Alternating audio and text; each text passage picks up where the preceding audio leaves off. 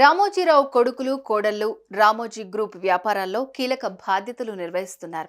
విజయ పదంలో ముందుకు కదిలారు. రామోజీరావు బిడ్డలే కాదు, వంటింటికే పరిమితమైన ఆయన శ్రీమతి కూడా గ్రూపు వ్యాపారాల్లో భాగమయ్యారు. భర్త ఆమెకు అప్పగించిన బాధ్యతలో సూపర్ సక్సెస్ అయ్యారు. ఆయన భార్య కాదు, ఆయనతో కలిసి నడిచిన కుటుంబం ఆయన పనితీరును మార్గదర్శకంగా మలుచుకున్న ప్రతి ఉద్యోగ జీవితంలో చక్కగా స్థిరపడిపోయారు. ఇంతకీ రామోజీ జీవితం ఎలా సాగింది?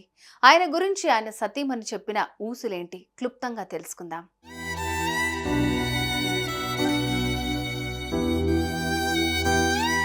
రామోజీరావు సముద్రంలో ఉప్పైతే రమాదేవి అడవిలో ఉసిరికాయగా పోల్చవచ్చు. రామోజీరావు ఢిల్లీలో ఉద్యోగం చేస్తున్న సమయంలో రమాదేవి కృష్ణా జిల్లా పెనమలూరులో ఉన్నారు. ఆ సమయంలోనే వీళ్ళిద్దరికీ పెళ్లి మాటలు జరిగాయి.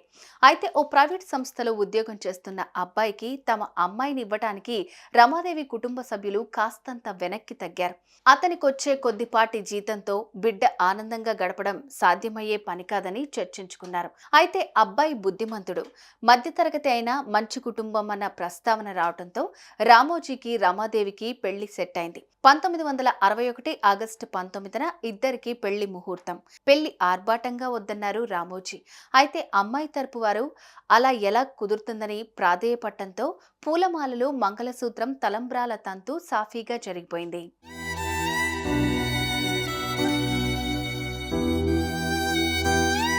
ఇక్కడ విషయం చెప్పుకోవాలి. రామోజీరావుకు తల్లిదండ్రులు పెట్టిన పేరు రామయ్య. అయితే స్కూల్లో చేరే సమయంలో తన పేరును రామోజీరావుగా మార్పించి రాయించారు రామోజీ. సేమ్ టు సేమ్ అలానే రమాదేవి అసలు పేరు రమణమ్మ. రమణమ్మ కూడా స్కూల్లో చేరే సమయంలో తన పేరును రమాదేవిగా మార్చుకుని రిజిస్టర్లో రాయించుకుంది. ఇలా యాదృచ్ఛికంగా రెండు పేర్లు మారిపోయాయి. పెళ్లైన తర్వాత రామోజీ రమాదేవితో కలిసి కరోల్ బాగ్లోని కాపురం పెట్టారు. మొదటి నుంచి వినోదానికి కాస్తంత ప్రాధాన్యమిచ్చే రామోజీ భార్యని సినిమాలకు, షికార్లకు తిప్పేవారు. ఓ 8 నెలల తర్వాత రమాదేవి పుట్టింటికి వచ్చేశారు. పెళ్లైన ఏడాదికే వారికి కిరణ్ పుట్టాడు. అదే సమయంలో రామోజీ ఉద్యోగానికి బాయ్ చెప్పి హైదరాబాద్కు వచ్చేశారు. వచ్చిన 4 నెలలకే మార్గదర్శి చిట్ ఫండ్ పేరుతో రామోజీ తన మొట్టమొదటి వ్యాపారాన్ని ప్రారంభించారు. అదే సమయంలో చంటి బిడ్డ కిరణ్తో సహా రమాదేవిని హైదరాబాద్కు తీసుకొచ్చేశారు. హిమాయత్ నగర్లో నెలకు 85 రూపాయలకు అద్దెకు మాట్లాడుకుని ఓ ఇంట్లో కాపురం పెట్టారు.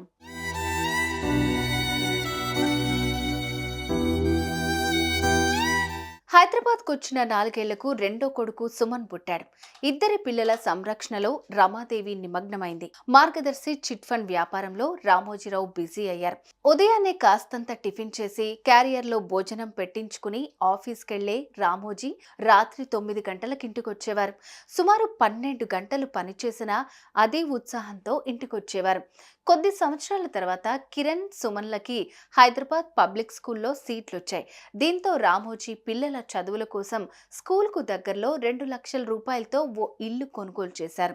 బేగంపేటలో ఆ ఇల్లే రామోజీ జీవితంలో సంపాదించిన మొట్టమొదటి ఆస్తిగా మారింది. ఆ ఇల్లు కొన్న తర్వాత 2 నెలలకు రామోజీ ఈనాడు దినపత్రికను ప్రారంభించారు.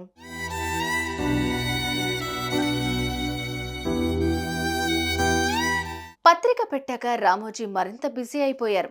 అటు మార్గదర్శి కార్యకలాపాలు, ఇటు ఈనాడును ఎలా ప్రజల్లోకి తీసుకెళ్లాలన్న మీటింగులతో మరింత బిజీ అయ్యారు. రోజులో 6 గంటలు మాత్రమే నిద్రపోయే పరిస్థితిలోకి జారిపోయారు.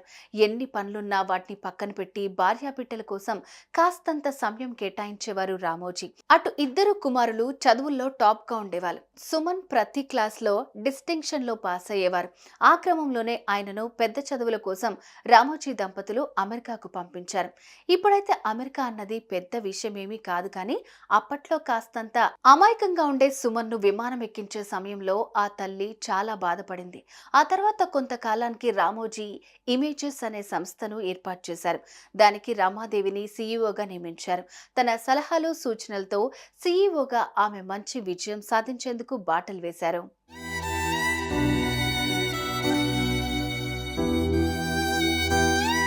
వ్యాపార కార్యకలాపాల్లో ఎంత నియమ నిబద్ధంగా ఉండేవారో, ఎంత ప్రణాళికాబద్ధంగా ముందుకు కదిలేవారో రామోజీ ఆరోగ్యం విషయంలో అంతకంటే జాగ్రత్తలు తీసుకునేవారు. హైదరాబాద్ పబ్లిక్ స్కూల్లో క్రమం తప్పకుండా వాకింగ్ చేసేవారు. ఆ తర్వాత బేగంపేట సమీపంలోని బ్రహ్మానందరెడ్డి పార్క్లో వాకింగ్ చేసేవారు. అదే సమయంలో మాంసాహారానికి బై చెప్పేశారు. ఉదయం అల్పాహారం, మధ్యాహ్నం భోజనం, రాత్రిపూట పూర్తిగా పాలు పండ్లు మాత్రమే తీసుకునేవారు.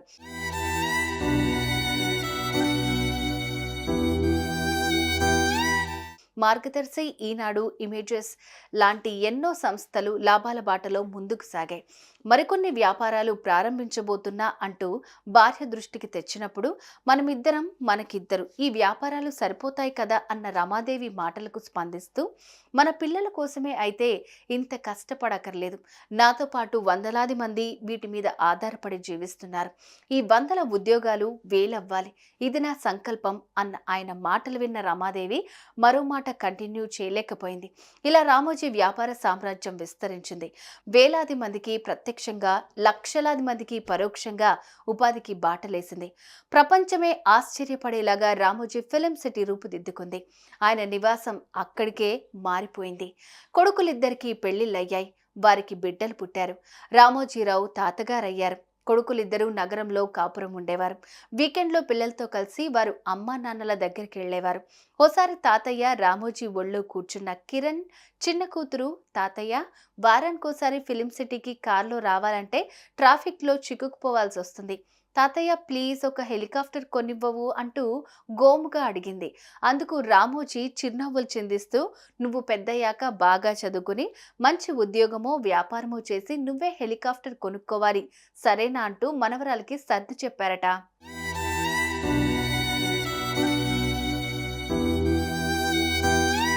ప్రతి ఒక్కరూ కష్టపడాలి, పైకి ఎదగాలి అని కోరుకునేవారు రామోజీ. కష్టంలో సుఖాన్ని వెతుక్కున్న మనిషి రామోజీ.